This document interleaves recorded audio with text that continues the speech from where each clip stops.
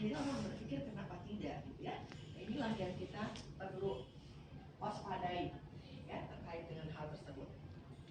Ya, nah ini langkah-langkah yang kita lakukan ya. Nah disinilah know your employee ya di tahap pencegahan. Jadi jangan sampai itu terjadi. Nah untuk itu tidak terjadi maka kita memilih ya, memilih orang yang tepat, memilih orang yang tepat untuk masuk ke lingkungan perusahaan kita, ke Bank BTN ya.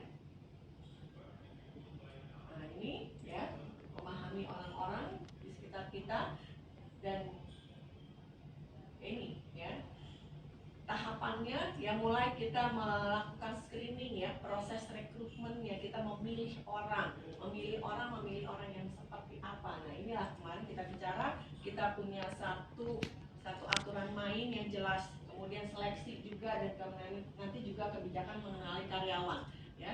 Nah terkait dengan rekrutmen, kita menarik orang-orang untuk datang dan kita lakukan screening di situ.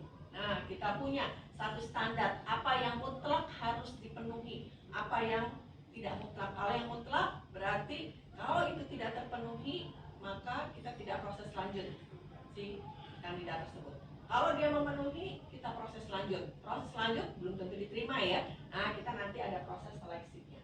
Nah, jadi screening ini betul-betul harus kita lakukan dan dari pihak perusahaan harus punya standar yang jelas. Ya. Nah, kemudian nanti setelah screening kita akan seleksi, kita mendapatkan orang yang tepat. Nah, orang yang tepat itu seperti apa?